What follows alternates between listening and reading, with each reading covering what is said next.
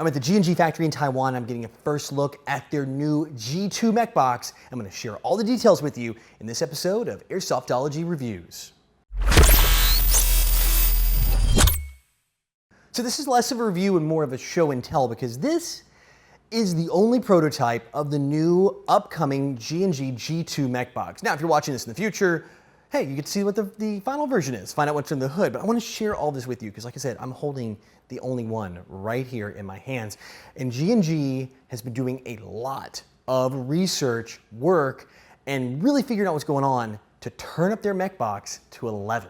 Okay, so first off, you may look at this and go, oh man, it's Jonathan CNC'd. So this is still a prototype. The actual shell's gonna be cast, but what they've done is they have really reinforced all the components. So you guys have been asking for it. It's been the big trend in the industry. So let's talk about the externals of the shell. They've actually reinforced the front, and instead of making it wider, which would make it not fit in a version 2, they made it taller. And by doing that, it actually fits in there still and gives you a ton more material, so no more issues if you're really going to tune this thing up of the front of the Mechbox coming off. Also, for those of you who have been asking for it for decades, they moved the screws to the other side. Now on this one, they're still on the left side, but they're going to be on the right side, the Marui spec side. So one of those little things, so you Airsoft techs out there that are asking for it, that's just one of those neat little extras.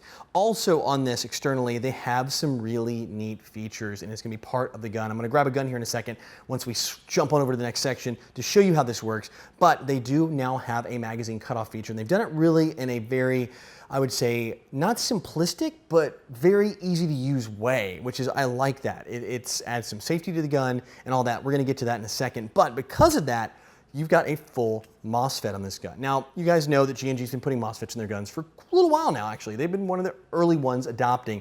But the new MOSFET, which is not the one I have here, they still are getting that one put together, is gonna be 50% this size, so half of the size. So it's not gonna eat up all that real estate in your buffer tube and take up all the space. They're also adding a couple neat features to the MOSFET that I don't think any factory MOSFET out there has. One is a LiPo alarm, or a battery alarm. So this thing will make a small noise when the battery gets too low, dangerously low, in time to change it. But not so loud your opponents can hear it. You're gonna be able to hear it. This is gonna live in the buffer tube of your gun, so it's gonna be in there and just enough noise because it's there on your shoulder. You're gonna be able to hear it, but your opponents won't. So it's gonna be the right balance on that. Also, it's still gonna have the lights on here, so fear not. If you guys use the lights for different battery levels, you wanna check it between games, you can do that to see if you're getting on the low end. Tracing up those wires, we're gonna get to the trigger, and they have that electronic trigger unit, the ETU that you saw G&G release last year. That was kind of the big thing in all their guns over the past, I'd say 12 to 16 or 18 months from the time of this filming, which is late 2016. Well, they've been hearing you too, and you know, right now it pulls good, it works good, but there's no decided little click or crack right when you have that break point. So they've changed the button inside of it, the electronics, to where it's actually gonna have a tactile feel and a little click to it. So it's gonna give you that perfect break that you guys have been asking for. So again, they're really listening to everybody with the upgrades on the electronics. Now, it's not just electronics, we're gonna talk about what's underneath this Mechbox shell right now. All right, thanks for hanging out, because this is gonna be a long one because there's so much going on. They just do one or two things. So under the shell, first off, for you techs and you guys have been wanting to worry about battery resistance and smooth running, they've changed their bevel gear in here. So they've actually made it for better resistance or lack of resistance to really keep the amp draw on the batteries. And basically what that means for you guys who aren't techies, better battery life, smoother running, and less whining out of a Mechbox. They've really worked on getting that bevel gear, which is the first one where the motor mates up to it. That's where most of your sound comes from. If you guys didn't know that in a gun, it's typically where all that noise comes from. So they've really made an enhancement there. And then on up, 8mm bearing bushings in this guy, and then the piston head, and the actual air nozzle. All three of those have been upgraded. The piston, double O-rings for a great seal. So now, not just one, you got two O-rings on there for the seal. Piston head, they've doubled the material. They put on there 50% extra material to actually get you more cushion on that the cylinder head where the piston meets the cylinder. So it's on the cylinder head. And then rounding it all out, double O-rings again on the air nozzle. So again, getting a better air seal to make sure all the air that this Mechbox produces is going out the right way and getting the BB down the barrel. And now it's prototype time. They don't have a stock on this thing so we can see the wiring. So what they have, remember I told you about that trigger. You guys hear that? That's the new trigger. That's the sound you're getting. And the new one is in this one. The other Mechbox I had was still running the older version. But also, they're adding some features, and you really can't see them here just quite yet, but they do have now full ambidextrous control. So you lefties can be super happy about this one. You've been asking me, I get questions all the time, what's a good lefty gun? What's a good lefty gun? Well, now the G&G lineup, starting with the premium guns. Now again, remember this mech box is gonna be going into their top tech line. And they're bringing back the top tech line as their premium line. So that's where these are gonna be going. And they're gonna trickle on down to the other models eventually, but they're all gonna start on that premium end first. So full ambi, we're talking fire selectors, mag release, and bolt catch release are all fully ambi. And I like the way they did the bolt catch release. It runs through the mech box, it doesn't clip around it like some other brands do. It's a whole lot easier to get that mech box out if you need for servicing. And then something else too I didn't mention on the mech box when I had it in my little hot little hand. They do have a quick change spring system on it, which is a good thing. I think that's kind of like the standard. That and a MOSFET have become the new standards in 2016 and beyond for airsoft guns. But they have a second option for people who, for fields or owners or people that don't want to have like cheating.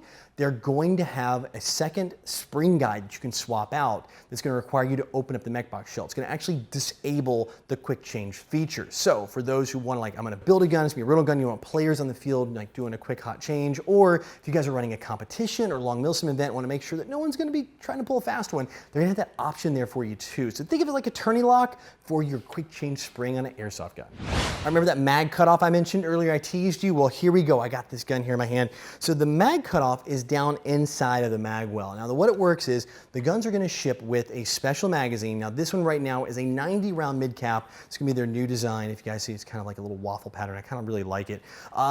This is going to be it at first. Now, there could be other designs.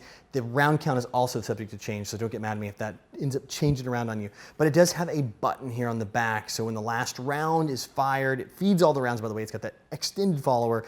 It'll actually press on it and allow that switch to actually come loose, and then you're gonna end up with a gun that will not function. It will actually cut the gun off. So on the last shot, it's just gonna stop firing. Also, it renders the gun safe, so when you take the magazine out, there's no magazine in there, you're not gonna be able to fire the gun at all. It won't work because that switch will not be in the right position. Now, don't worry, you're gonna go, Jonathan, man, I'm stuck using these mags. Now great, it's a closed system. No, it's not, because any old high cap works. The way they did the design, they really did it right. They moved that switch way down on there to where it catches, so it's not gonna be incompatible with pretty much any mag. If the mag fits in the mag well, if you can get it in the gun, it's gonna actually enable the gun to work. Just that cutoff feature won't work until you take the mag out, then it'll actually disable the gun. From a safety standpoint, that's great. So no more accidental discharges. Somebody picks up your gun in the safe zone and pulls the trigger. Then I know the next question, well, now how am I gonna clear that last BB out if I'm working on it and I pull the mag out and I wanna clear it? Don't worry about that. They've got you covered there too. You just reach into the mag well, press the switch in. It's a little harder, but not that big deal. You just gotta reach in with one hand, pull the trigger with the other, and you can clear that last shot. So it's still functional, but it's not something you can accidentally do. So guys, thank you for staying tuned on this whole thing. I know it was a ton of info, but this is all coming very soon. You're probably gonna see this release in SHOT Show, more of a final version of the mech box, and you're gonna see this mech box starting to populate into some new guns that I've seen here. No, they're not behind me, but I've seen some new stuff. It's really cool. You have to wait probably till SHOT Show 2016, if it isn't past that already, or 2017, to watch to see what they're gonna be dropping out there, and also to see what the G2 mech box is going in. But rest assured, the insides are definitely gonna match the out. So guys, if you wanna learn more about this, as soon as everything goes hot, again, remember this is an early release video, so I'm not gonna be able to put a link down there talking about it yet, but once it does go live, I will have a link down there so you can go over, check out the site, and learn more about the G2 mech box. But again, I just wanna make sure you guys were informed since I'm here in Taiwan and I got the first look on it. Again, guys, thanks for hanging out, and I'll see you in the next episode of Airsoftology Reviews.